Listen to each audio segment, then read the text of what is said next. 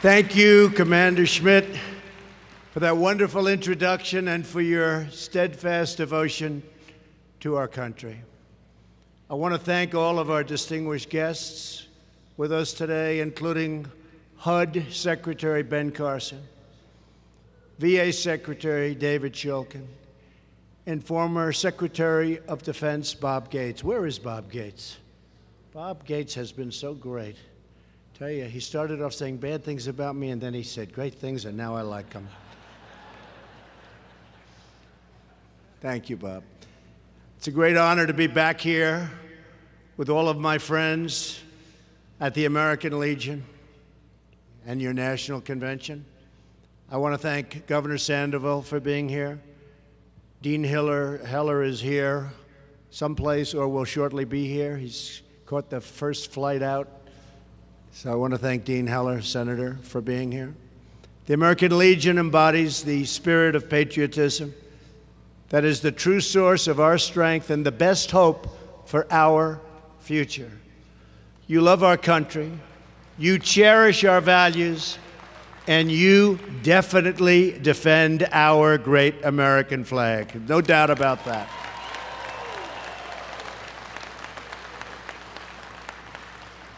Above all else, you believe in America, just like America believes in you.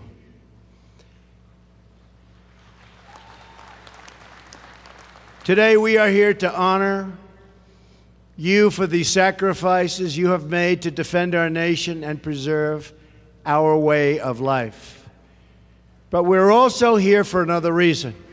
We are here to hold you up as an example of strength, courage, and resolve that our country will need to overcome the many challenges that we face.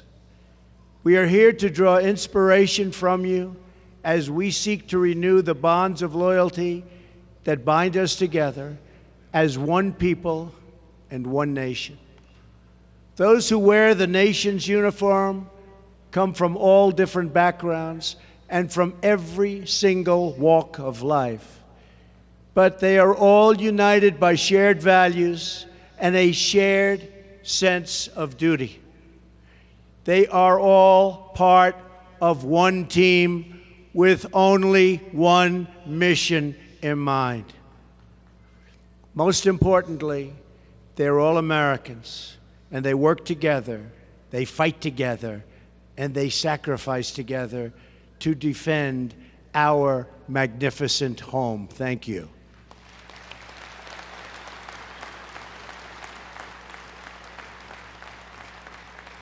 Now our nation must follow that same work ethic, that same devotion to a greater cause, to achieve our country's full potential. Here with us today are veterans who have fought in every major military engagement dating all the way back to World War II. You've endured bitter winters, treacherous jungles, barren deserts, and stormy waters. You've left your families, charged into danger, faced down your enemies, and bore the scars and wounds of war. Each of you took an oath to support and defend the Constitution. With that oath, you pledged your honor and your very lives for our great nation. Every veteran here today is part of a long, unbroken chain of American heroes. We salute your service. The American Legion not only remembers history, you help keep history alive.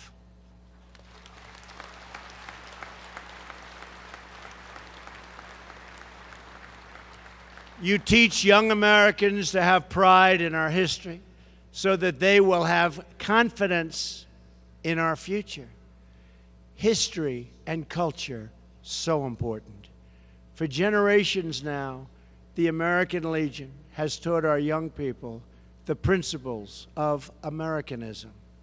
You emphasize the need to preserve the nation's cultural, moral, and patriotic values.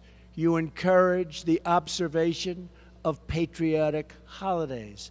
You stress the need to enforce our laws, including our immigration laws.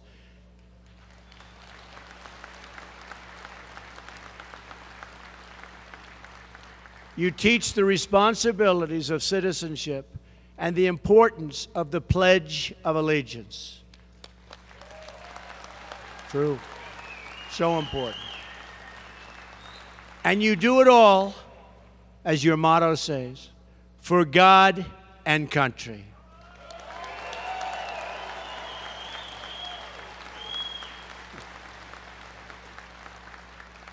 That's why we're here today, for America and for God.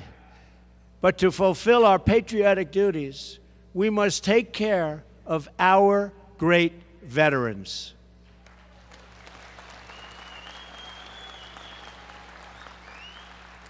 One year ago at this gathering, and I remember so many of you so well, I promised you that I would make it my priority to fix the broken VA and deliver our veterans the care they so richly deserve.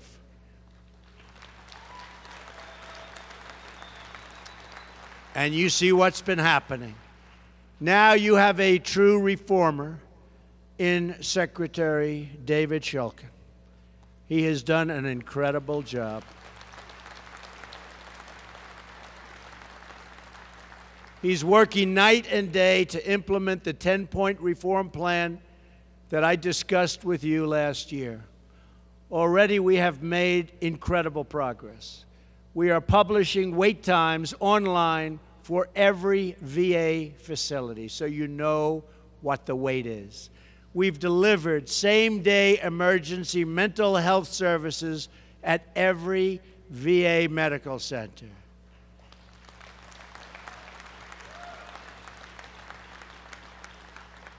We've opened the promised White House VA hotline. That's a big deal.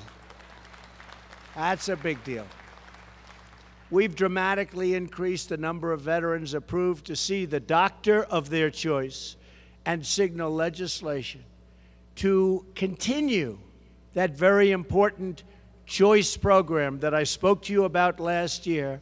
And I want to thank the American Legion for your help in getting this done. You have been so helpful. Thank you very much.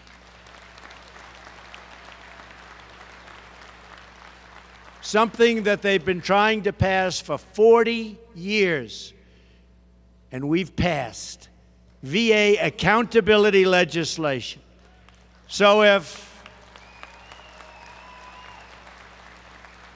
somebody that works at the VA is bad to the people of the VA, disrespectful, not treating our fellow patriots well, we look at them and we say, "You're fired." That's it. That's it. They don't do a good job, they're out. Because we want people, we have great people at the VA, but we want people that do a great job. We weren't able to do that before. That was a hard piece of legislation to get passed. It's been worked on for so long, we got it done. So we're very proud of that. Last week, I also signed the Harry W. Comrie Veterans Educational Assistant Act. That's a big thing.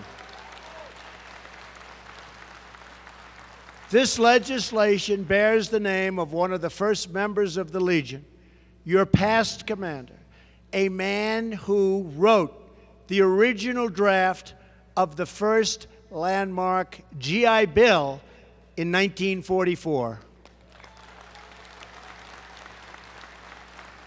And now, under this legislation, veterans can use their GI benefits at any point in their lifetime.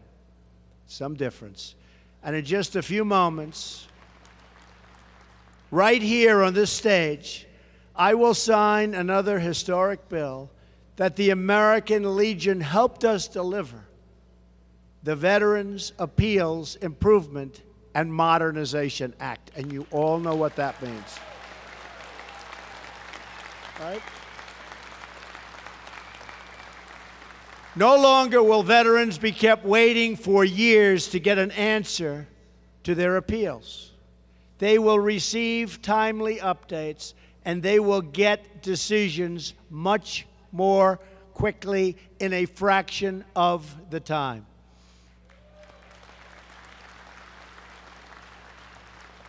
And the Legion, I have to say, pressed so hard for that legislation. So I want to thank you very much. I want to thank you. I want to thank you so much. You really helped. They have a lot of power, and they use it well.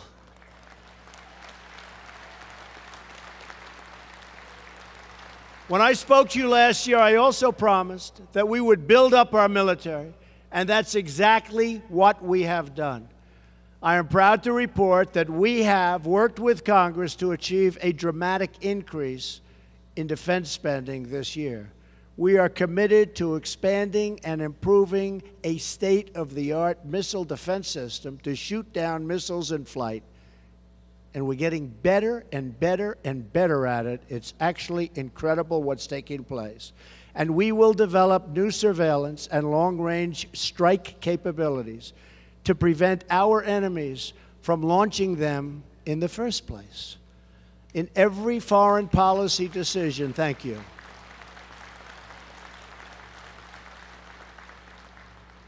In every foreign policy decision, we are making clear that we will always put the safety and security of our citizens first. That is why early this week I announced a new strategy in Afghanistan and South Asia. We will pursue an honorable and enduring outcome in Afghanistan, worthy of the tremendous sacrifice our troops have already made. We will give our men and women in uniform the tools they need and the trust they have earned to fight and to win.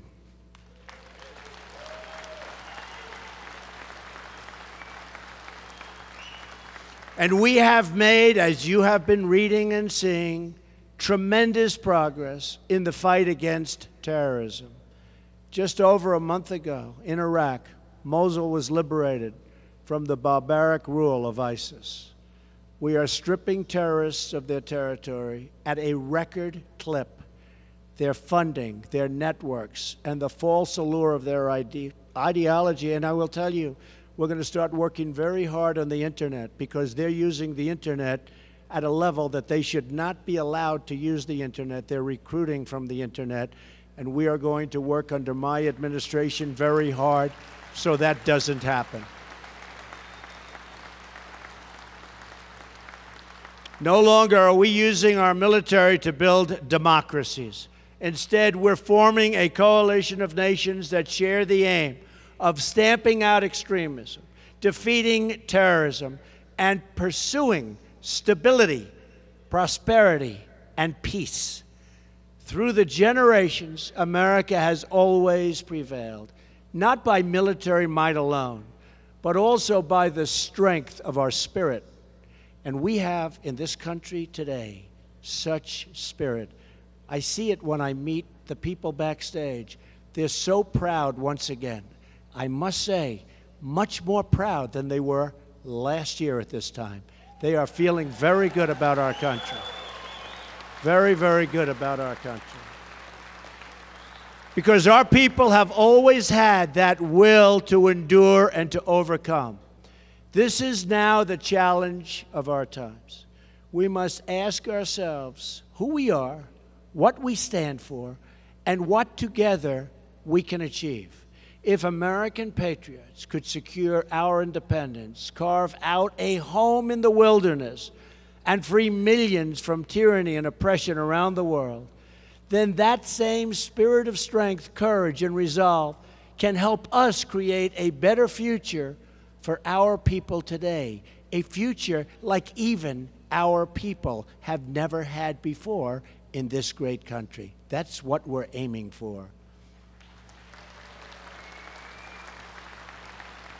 We don't have to be content with a dilapidated road system, with crumbling buildings, or rusted-out factories. We can build gleaming new highways, state-of-the-art manufacturing, and modern works of wonder, and we can do it all with American workers and American iron, aluminum, and steel. We can do it ourselves.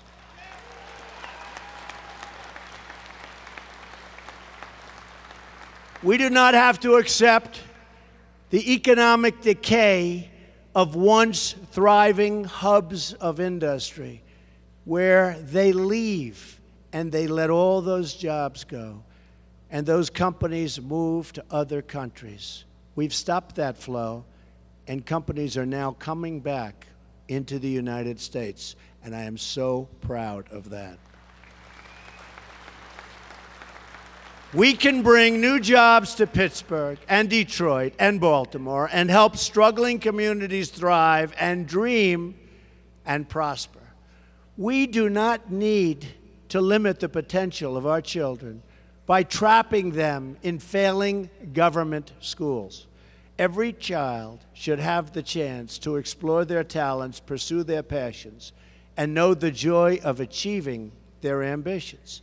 And we will never tolerate crime in our cities, bloodshed in our communities, or acts of hatred or terrorism against our citizens. We will not stand for it.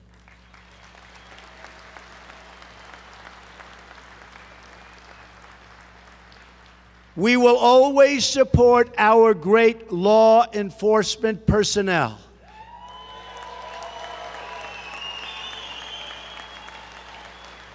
These are great people.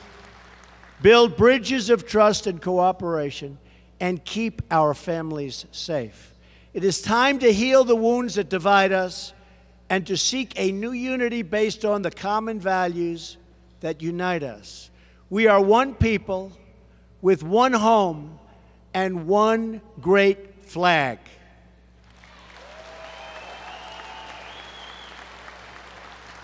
We are not defined by the color of our skin, the figure on our paycheck, or the party of our politics. We are defined by our shared humanity, by our citizenship in this magnificent nation, and by the love that fills our hearts. And I know, I speak for all of you when I say our hearts beat for America. Our souls fill with pride every time we hear the national anthem.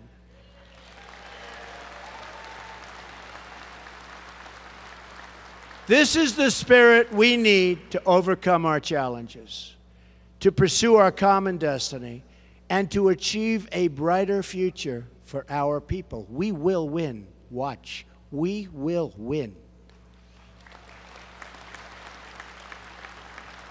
This is the future we can build together if we have the courage to act, the strength to endure, and the patriotism to join together with true affection for our fellow citizen.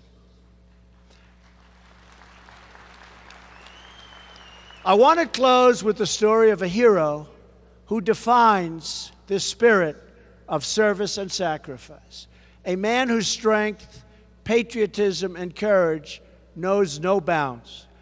A Vietnam veteran who threw himself on top of a grenade to protect his fellow comrades. This true American hero went on to serve in the National Guard for over 27 years. He is now a retired captain at his local fire department and owns a funeral home that memorializes our heroes. And he has worked tirelessly to bring another veterans post to Kansas City so that those who return from combat have a place to go that honors and supports them. Some of you know this incredible patriot. He's a friend to many in this room. He is with us here today, and he's on stage with us right now. Medal of Honor recipient, Donald E. Ballard.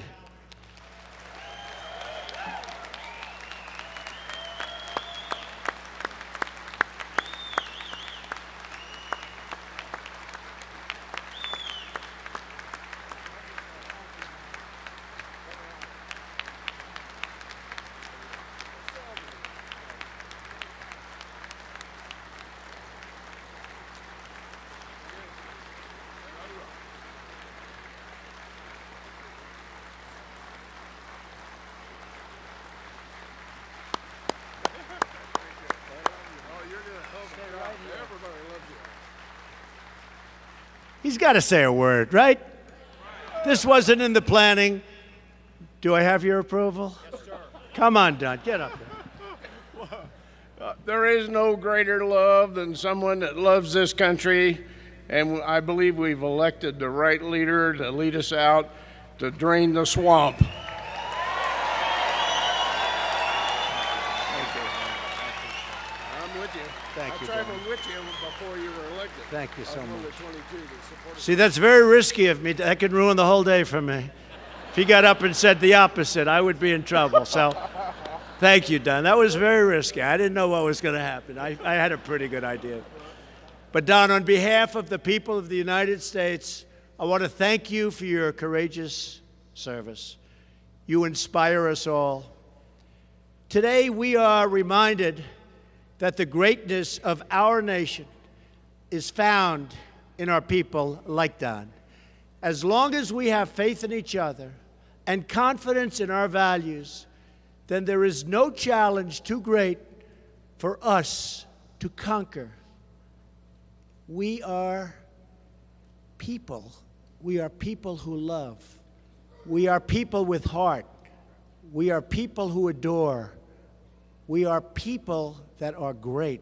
There is no country like the United States of America.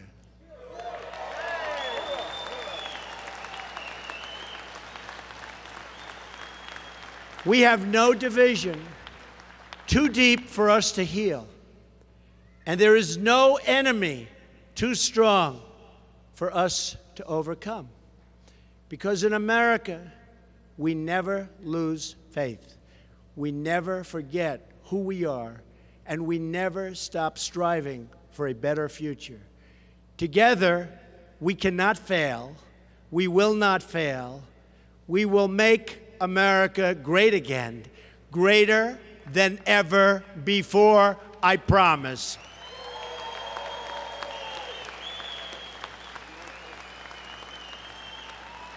So I want to thank you to the American Legion. You talk of greatness. You talk of greatness. The American Legion is greatness. Thank you very much to our service members and to Don and to everybody in the room. Thank you to our great, great veterans. May God bless you. May God bless the United States of America. Thank you very much. It's my honor. Thank you. Thank you.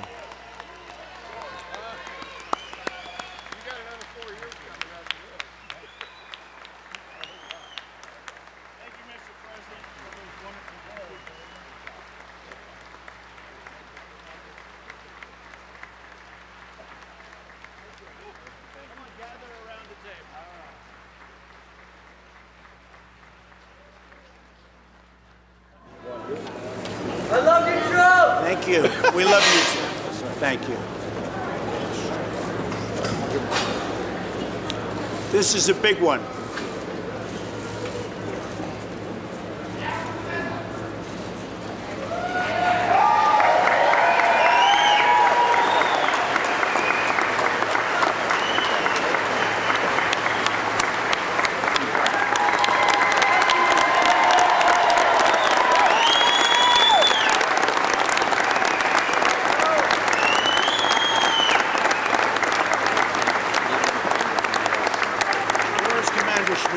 Yes, sir.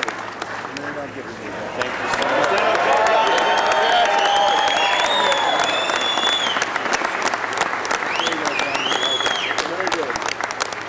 Thank you, everybody.